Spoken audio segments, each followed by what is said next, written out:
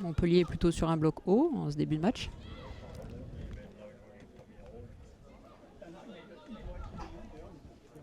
Ah, c'est bien joué. Allez, un nouveau ballon dans le dos de la défense et ça va être Bonne récupéré récupération. avec peut-être un duel à jouer. Ouh, ça passe juste à côté. Cette tentative pour les Stéphanoises de la capitaine Élise Legroux. Peut-être effectivement sifflé, mais Montpellier a le ballon. Allez, nouvelle glissade. Ouais, effectivement. Cette pelouse très arrosée. Je pense qu'elles en sont surprises d'ailleurs. Ouais, ça a été bien arrosé une nouvelle fois après l'échauffement. Exactement. Et dans le choix des crampons, peut-être qu'il y a eu des petites surprises. C'est ça. Allez, le ballon récupéré, la tentative, oh le but, oh, magnifique.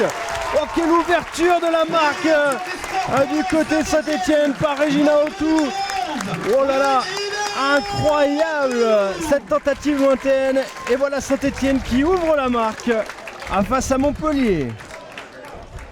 Ouais, très joli. Et cette fois-ci, ce sera pour le pied gauche d'Océane des Landes. Exactement, oui. Donc il sera sortant. Allez, on va jaillir quand même encore au premier poteau avec Torrent qui était là pour essayer de le contrer. Et ce sera la fin de la première période sur ce score de 1-0. Regina Autou qui a réussi à marquer le but pour l'instant qui permet à l'équipe de l'AS Saint-Etienne de mener dans cette deuxième journée de D1 Arkema face au Montpellier HSC. Alors, effectivement, c'est un site très bien détaillé et qui suit le foot féminin depuis plusieurs années. Voilà, Autou, elle est à l'aise aujourd'hui. Regina Autou, là, elle a nettoyé le ballon. Bon, alors, même si évidemment derrière le ballon a finalement été rapidement perdu par les Stéphanoises. Oh, c'est bien joué, magnifique le petit ballon dans la course avec le duel pour Houchen et le sauvetage signé de Faustine Bataillard.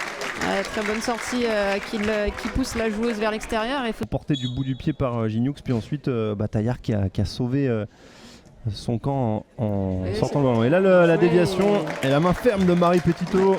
Qui se place en position offensive de plus en plus. Ouais, elle monte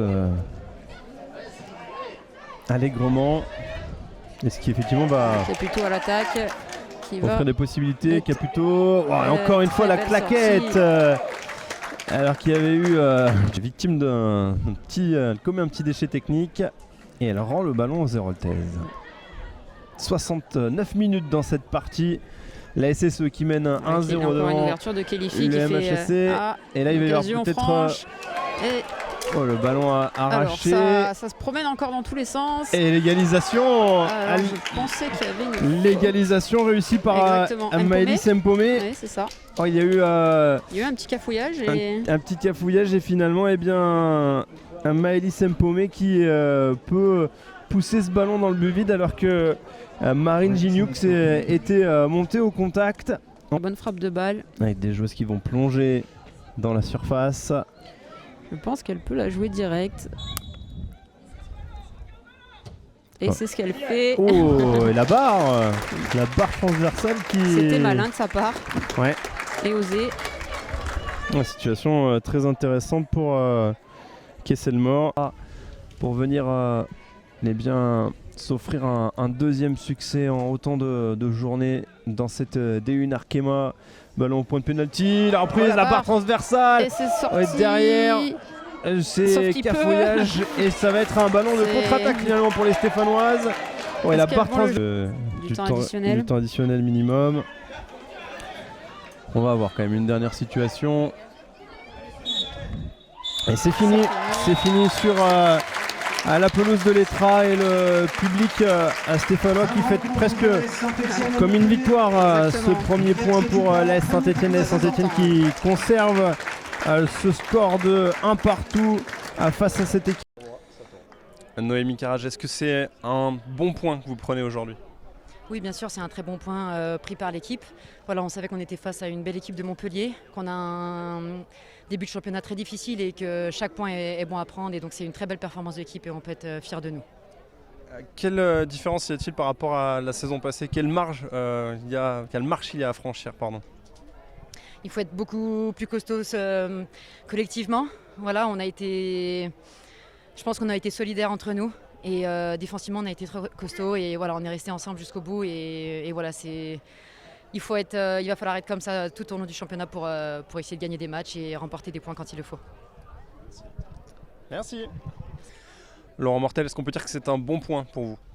Ah oui, c'est un bon point. Je pense qu'on peut même être un peu frustré de ne pas obtenir les 3 points parce que sur l'ensemble du match, je pense que voilà, on ouvre le score. Globalement, on arrive à maîtriser les actions et à contenir les actions de Montpellier Hérault.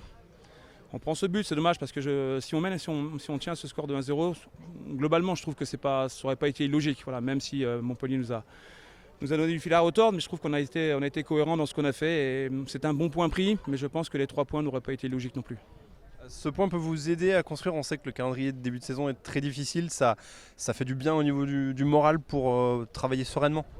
Quand vous jouez comme des adversaires comme Montpellier qui sera dans le top 3 en fin de saison, je pense que et que vous proposez un contenu comme il a été proposé aujourd'hui, je pense qu'effectivement c'est un point qui va vous permettre, ou des contenus qui vont vous permettre d'avancer et de construire. Alors après voilà, il faudra remettre les mêmes ingrédients qu'aujourd'hui dans l'envie, dans les duels, dans le dynamisme, etc., dans la détermination. Mais si on garde nos valeurs d'aujourd'hui, je pense que ça nous servira sur l'année. Est-ce que ça nous servira à court terme, à très court terme? Je ne sais pas, parce qu'il y a des adversaires de grande qualité qui arrivent. Mais en tout cas, je pense qu'il y a beaucoup de choses positives à retrouver, à prendre dans ce match, notamment sur le but. Je pense que c'est une action rondement menée avec un joli but à la clé. Voilà, je pense qu'on va pouvoir se servir d'éléments. Merci. Merci beaucoup.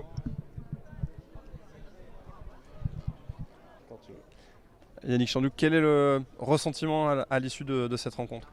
C'est une déception de ne pas repartir avec 3 points. Beaucoup trop de déchets techniques sur les passes, sur les centres pour espérer mieux et ramener autre chose. Dans votre tableau de marche, forcément c'est une déception. Comment construire là-dessus? Quelle leçon on peut tirer de ce résultat?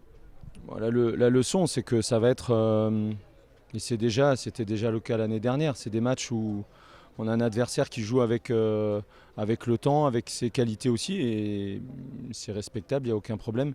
Et puis on a un arbitrage qui va dans le sens dès les premiers instants de l'équipe qui ne va pas jouer. Ça, c'est embêtant, et je me mets à la place du téléspectateur qui peut parfois s'endormir pendant les matchs parce qu'on ne fait rien pour accélérer le jeu, et ça c'est très embêtant. Maintenant, je dirais que le motif de satisfaction pour moi, c'est de ne pas avoir lâché. On a insisté, on égalise, on a tenté sur les derniers instants, mais trop de déchets sur les centres, trop de déchets sur les passes, trop de déchets sur le lancement de jeu pour espérer mieux. Après, cette configuration, ça va être ça, il faut qu'on s'adapte.